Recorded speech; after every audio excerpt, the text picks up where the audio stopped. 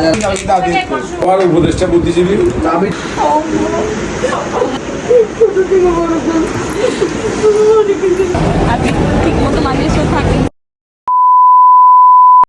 আসসালামু আলাইকুম, সবাই কেমন আছেন? আলহামদুলিল্লাহ আমি ভালো আছি। অনেকদিন যাবত আপনারা অনেকগুলো ভিডিও দেখেছেন। আমার বোন দেশের বাইরে চলে গেছে, আসলে ব্যস্ততার কারণে অনেকগুলো ভিডিও দেওয়া হয় না। আর আমি আমার বোনের এই ভিডিওটা আসলে এডিট করতে পারছিলাম না, আমার অনেক খারাপ লাগছিল। ফ্যামিলি মেম্বার, আপন মানুষ যখন দেশের বাইরে চলে যায় তখন অনেক বেশি খারাপ লাগে। নিজের বাড়িঘর ছেড়ে, নিজের বাবা মা ছেড়ে, সবাইকে ছেড়ে, সংসারের টানে হাজব্যান্ডের কাছে আমার বোনও চলে গেছে। তো ওর শ্বশুরবাড়ির মানুষজন, আমার খালারা, কাজিনরা সবাই আসছে ওকে বিদায় জানানোর জন্য। ও শ্বশুরবাড়ির মানুষরা একদিন আগে আসছে, আর আমার খালামণিরা খুব শর্ট টাইমে আসছিল, ওরা একদিনের জন্য। ওরাও মানে খুব ওকে বিদায় দেওয়ার জন্যই আসছে। সাথে তো আমার ভাই ভাবি ওরা তো আছেই, কি বলবো। তো ওর যাওয়ার আসলে প্রিপারেশন কি বলবো, হুট করে ওর চলে যাওয়া হয়েছে, সে কারণে অনেক কিছুই করা হয়নি, অনেক কিছুই দিতে পারিনি। যতটুকু পেরেছি ওকে যাওয়ার সময় দিয়েছি। এখন আমরা সবাই মিলে কেক কাটতেছিলাম, মানে খাওয়া দাওয়া পর্ব শেষ হয়েছে। অনেকগুলো ভিডিও আছে আমি আসলে করতেই পারিনি, আমি আসলে অনেক ব্যস্ত ছিলাম। মানে আমার বাসায় সবাই আসতে আমার আসলে ভিডিও করার মতো মানে সুযোগ হয়নি। আর যখনই কাউকে করতে দিই তখন উল্টাপাল্টা করে ফেলে।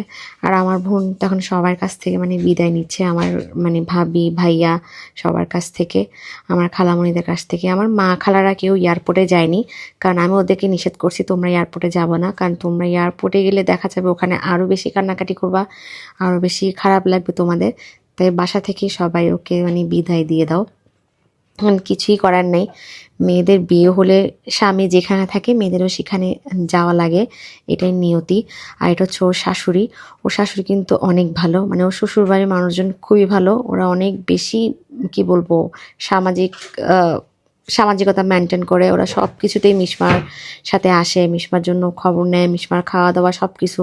মিশমার যাওয়ার সময় অনেকগুলো খাওয়ার থেকে শুরু করে সব ওর শাশুড়ি, ওর ননদ অনেক কিছুই ওর জন্য নিয়ে আসছে। মানে সব কিছুর মধ্যে ওরা কি বলবো অনেক ভালো। এখন মিশমা দেখেন একে একে সবার কাছ থেকে বিদায় নিচ্ছে। ও তো মানে কান্না করতে করতেই শেষ। আমি কি আর বলবো, আমার তো কিছুই বলার নেই। আমার তো একটা মাত্রই বোন, আর আমার বোন তো আমার সাথে সবখানে এদিক সেদিক সবখানে যেত। এখন তো মনে করেন আমি অনেক একা হয়ে গেছি আমার বোন চলে যাওয়াতে। আমার তো আর ভাই নাই, কেউই নেই। একটা বোনই ছিল, এখন সেটাও দেশের বাইরে চলে গেছে। আমার আম্মা অনেক একা হয়ে গেছে। আর আমার ছেলে সবচেয়ে বেশি মিস করে ওর খালাকে, কারণ আমার ছেলে খুব বেশি পছন্দ করে হচ্ছে আমার মানে বোনকে আর কি। আর আমার বোন তো মানে আমাকে কি বলবো, আমাকে বারবার বলতেছিল যে আমার আব্বু যাওয়ার পরে তুমি আমার জন্য অনেক করছো, আমাকে বিয়ে দিছো, এই দিছো সেই দিছো, হাবি যাবি অনেক কথা বলতেছিল, যেটা ও সবসময়ই বলে। মানে আমার হাজব্যান্ডের কথা বলতেছিল, তুমি আর ভাইয়া এটা করছো সেটা করছো।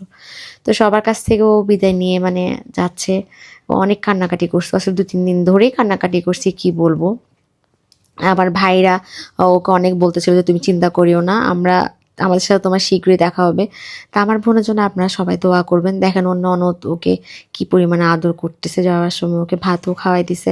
ওরা খুব আদর করে আমার বোনকে, ও অনেক লাকি, মানে এটা ভালো শ্বশুরবাড়ির মানুষ পাইছে। আর এখন দেখেন এখন ও চলে যাচ্ছে। আমার ছেলে আসলে কিছু বলতে পারতেছে না, ও শকড হয়ে তাকাইছিল ওর খালার দিকে। তো এভাবে আপনজনকে বিদায় দিতে হয়। আপনারা সবাই ওর জন্য দোয়া করবেন, যাতে আল্লাহ ওকে সবসময় ভালো রাখে, সুস্থ রাখে, সংসার যেন ভালোভাবে করতে পারে। সবাই ভালো থাকবেন। আসসালামু আলাইকুম, আল্লাহ হাফেজ।